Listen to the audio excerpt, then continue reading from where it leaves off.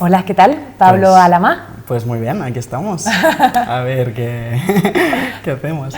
Te reconozco que me has puesto en una disyuntiva porque hace poquito escuché una entrevista con Abril Zamora que decía que en sus entrevistas o en sus apariciones en los medios de comunicación siempre se focalizaban en la parte de persona trans.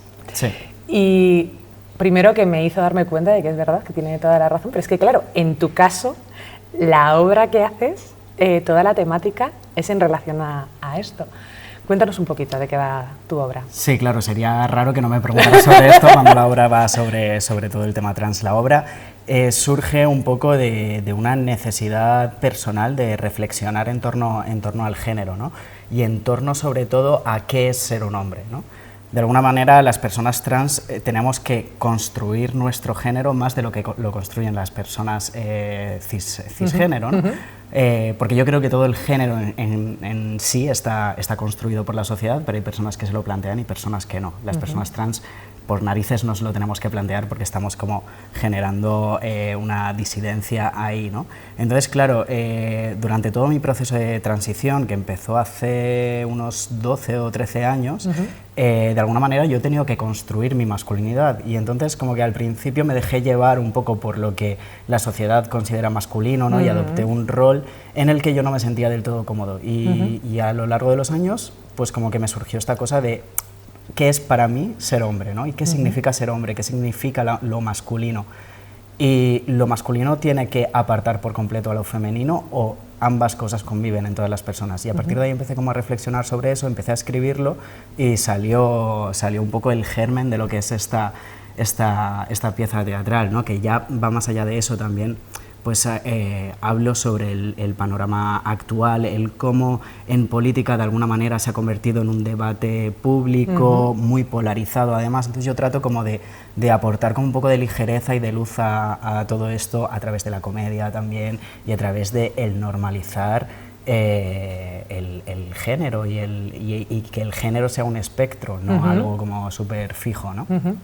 Bueno, has tocado varios temas, vamos a profundizar en algunos de ellos porque son especialmente relevantes. Lo primero es qué es para ti ser hombre y cómo ha evolucionado ese concepto a lo largo de tu transición. Pues como te decía, al principio para mí ser hombre era algo que performabas como de una manera muy constreñida, ¿no? Y tenía que ver con algo físico, ¿no? Esta cosa de los hombres pues no pueden cerrar las piernas, los hombres tienen que hablar de una manera determinada, no puedes gesticular con las manos. Yo siempre he sido una persona que gesticula mucho con las manos, sí. Lo estás viendo, ¿no?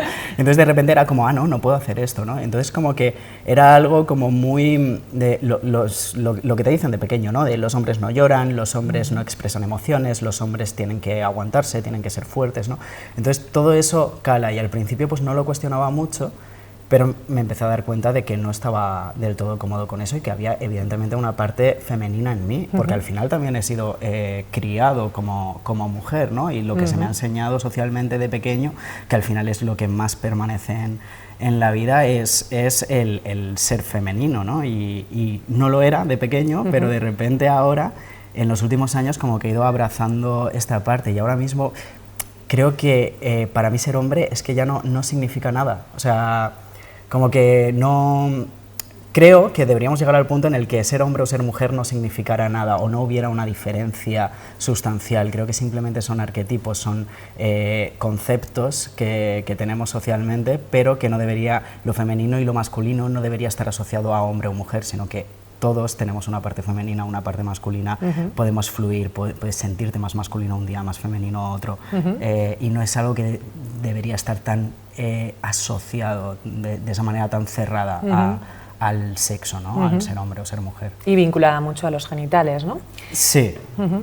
Porque dices durante la sinopsis de la obra y la información que tengo de la obra, ¿tú crees que se debería dar mayor visibilidad mediática a hombres trans, mujeres lesbianas? ¿Crees que los hombres trans o las mujeres trans, ¿no? Quizá sí que han tenido esta visibilidad mediática versus los hombres trans? Creo que los hombres trans están mucho más invisibilizados socialmente. O sea, de hecho, si te fijas, una de las últimas noticias que tenemos a nivel mundial fue el tema del Tribunal Supremo en Reino Unido, que determinó que las mujeres que no hubieran nacido con el sexo biológico de mujer no iban a ser consideradas mujeres, pero de los hombres ni siquiera se habla. O sea, es como que ni siquiera para lo negativo los hombres trans existimos, ni siquiera para cuando es para meterse con el colectivo estamos ahí, ¿no? Entonces sí que hay como una invisibilización. No sé exactamente con qué tiene que ver. Creo que hay muchísimos factores que influyen. Creo que las mujeres trans han estado más presentes, o sea, y han tenido como, o sea, ellas mismas han puesto más el cuerpo que nosotros. Yo a veces me gusta ser un poco punky y decir que, o sea, y esto es una generalización evidentemente, pero a veces pienso, me da la sensación de que en el colectivo LGTB las personas que tienen genitales asociados a lo masculino están más visibilizadas que las que tienen genitales femeninos.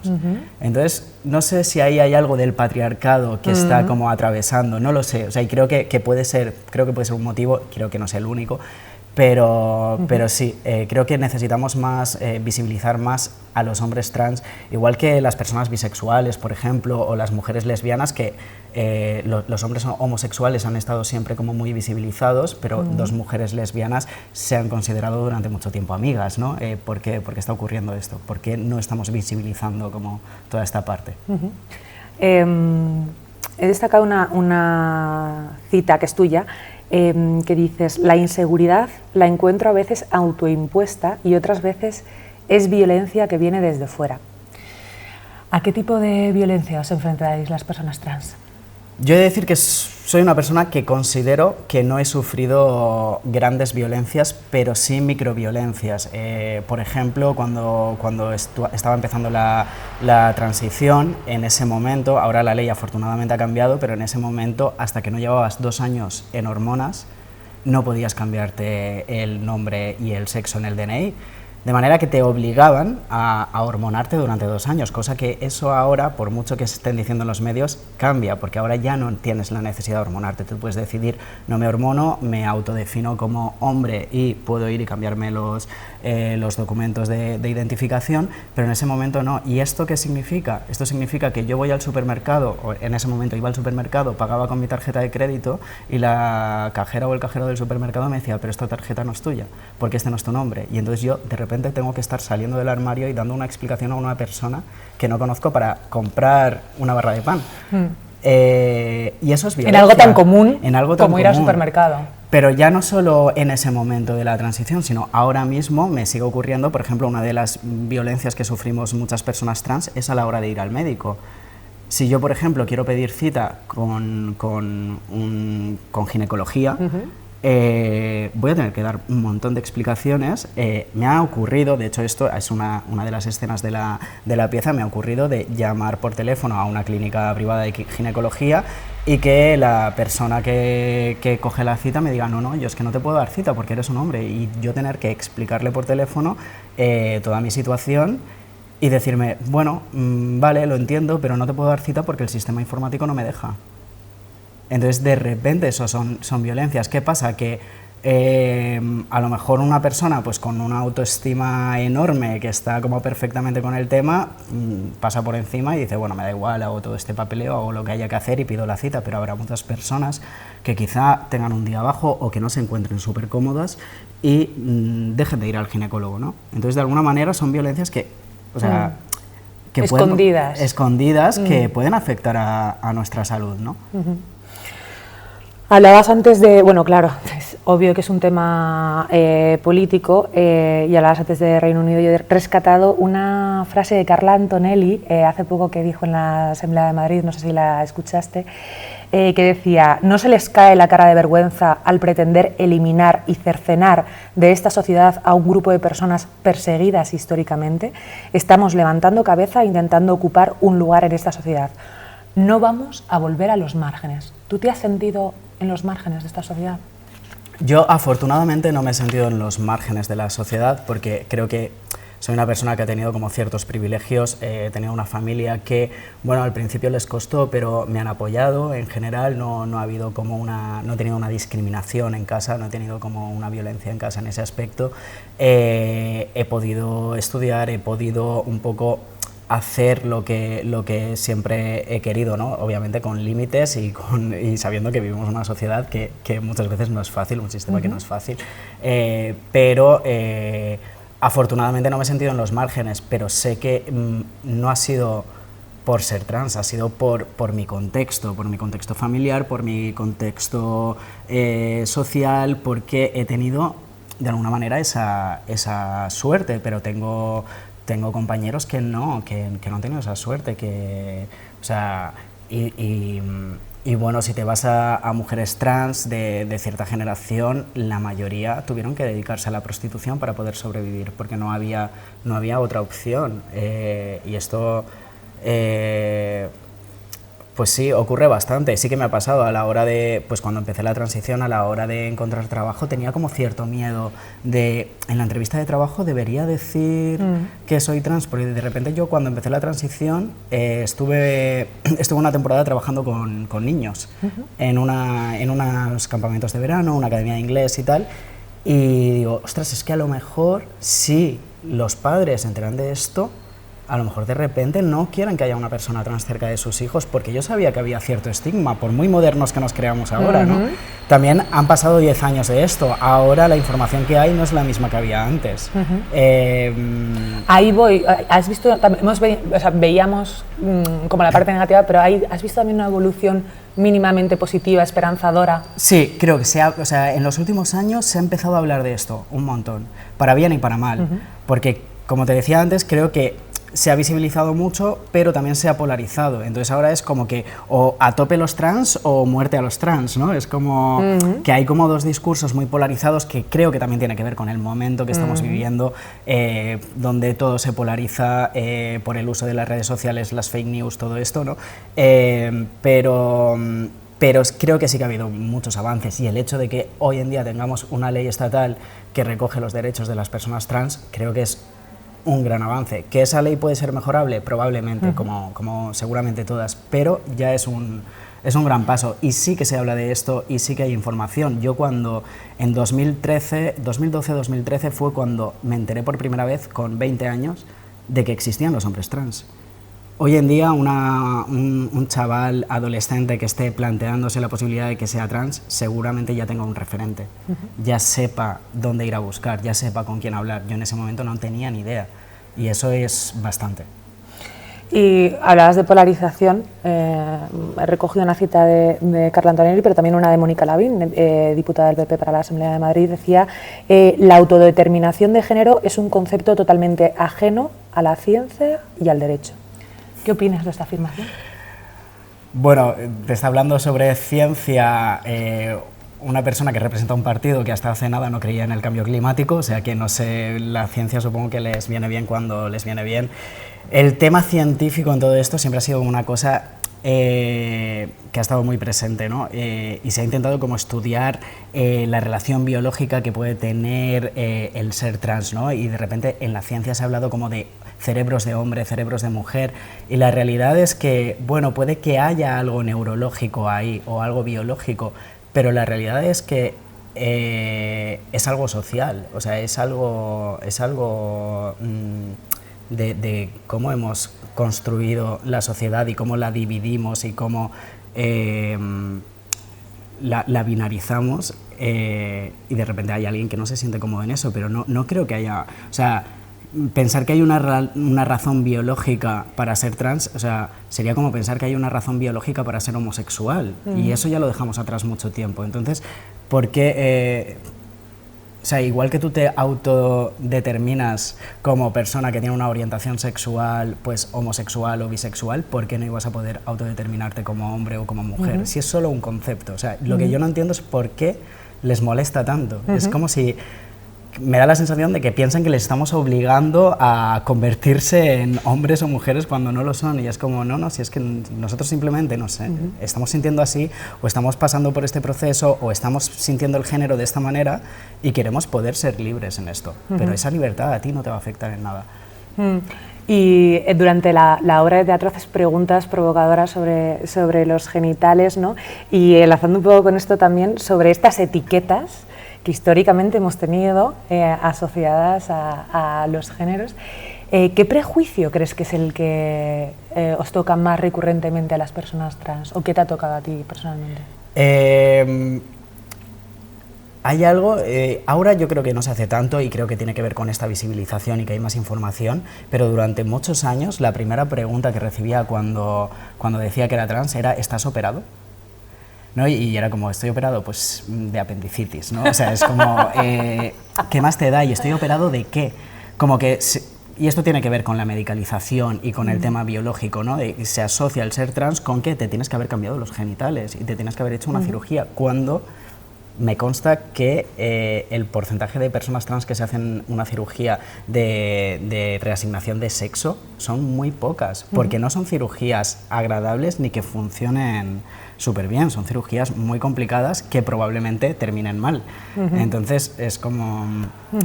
De hecho, déjame que haga un inciso sobre esto, porque he consultado datos que creo que es importante compartirlos con la audiencia, por casos que también se hacen muy mediáticos de personas que se arrepienten de hacerse este tipo de cirugías en personas trans.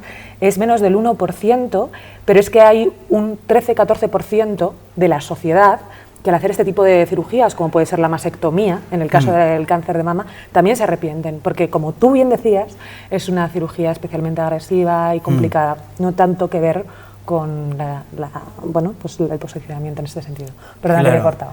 Claro, yo por ejemplo reflexionaba hace poco sobre que cuando yo empecé en todo esto, el protocolo que había era muy lineal, y tú tenías que pasar como por un psicólogo que te diagnosticaba cuando supuestamente no es una enfermedad, ¿no? Que es como estas cosas que no concuerdan mucho, ¿no? Si no es una enfermedad, ¿por qué te tienen que diagnosticar? Y luego tenías que ir al endocrino, y el endocrino ya te decía que te tenías que hormonar, y ya empezabas a hormonarte, y de ahí empezabas como una serie de operaciones, y era como que no había otra opción, ¿no? Y de repente yo digo, si yo hubiera empezado el proceso ahora mismo con la información que tengo, ¿me habría sometido a todo esto?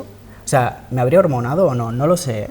O sea, estoy cómodo con la hormonación. ¿Me habría operado o no? ¿Podría haber vivido con mi cuerpo tal cual estaba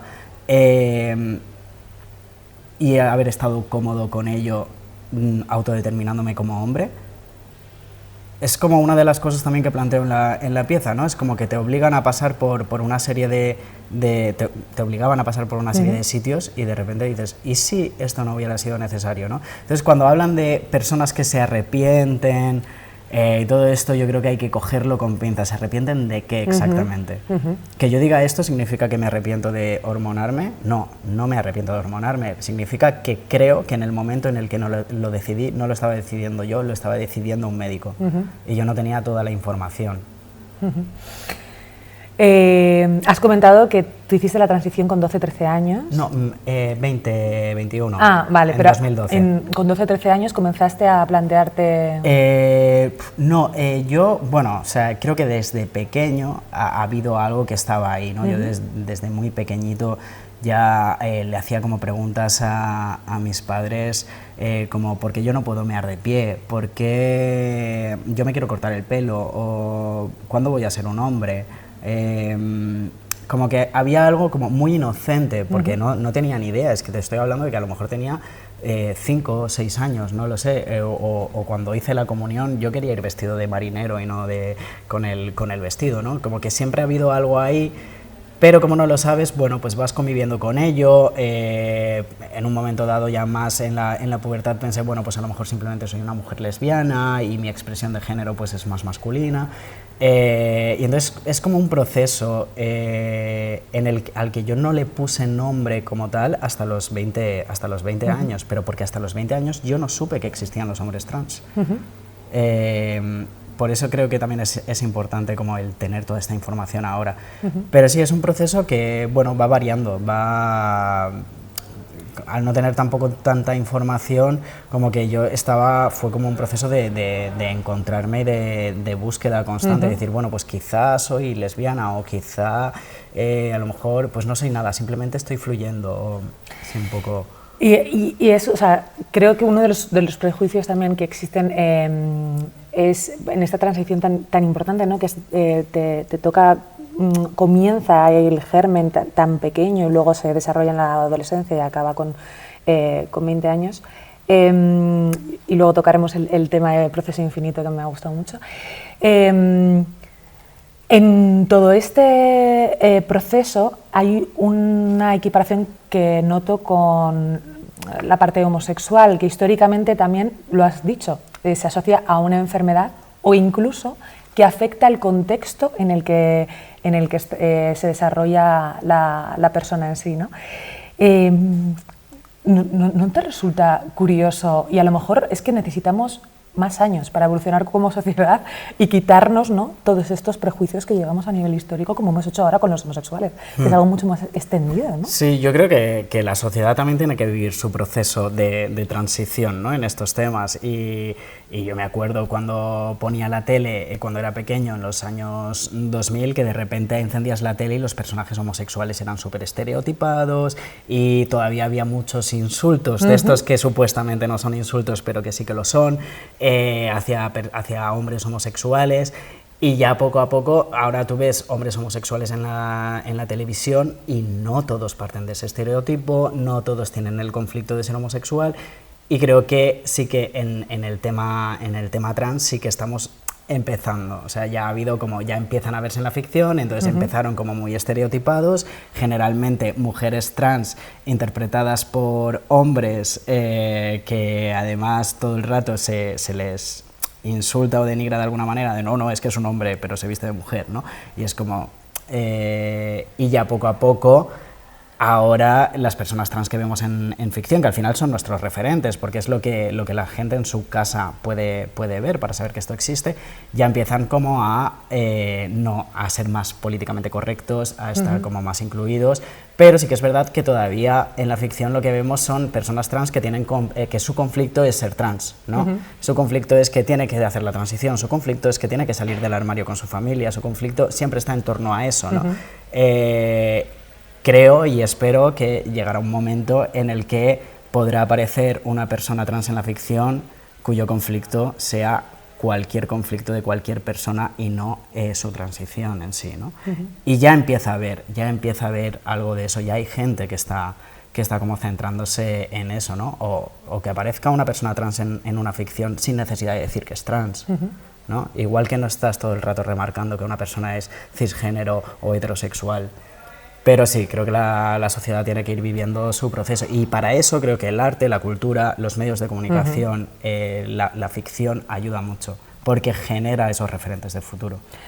Y por eso un día decides generar la dramaturgia, la dirección, la interpretación, el yo me lo guiso, yo me lo como, de tu obra, Manual para follarse a un macho con vagina. Sí, quería yo estaba empezando como actor aquí en Madrid y me habían llegado proyectos y muchos proyectos eran ficciones con personajes trans, y entonces me di cuenta de que eso está muy bien, pero que quería tener mi propia voz en esto, que quería que fuera una persona trans, que podía ser yo o cualquier otra, y ahora mismo hay muchos creadores trans también haciendo cosas, pero quería ser yo quien dijera, quien hablara de esto, ¿no? De alguna manera que fuera mío poder decir lo que quiero decir con total libertad y poder expresarlo desde un lugar de conciencia. Entonces por eso hice esto. Lo hice, o sea, lo escribo, lo dirijo, lo interpreto, pero tengo un equipo detrás, ¿sí? Que sin ellos habría sido imposible, y que me han ayudado muchísimo en todo y que siguen ahí. Entonces es importante, no es algo que hagas solo. Igual que creo que una transición tampoco lo haces solo, porque la haces con la gente que te rodea, con la sociedad, con todo, ¿no? Entonces...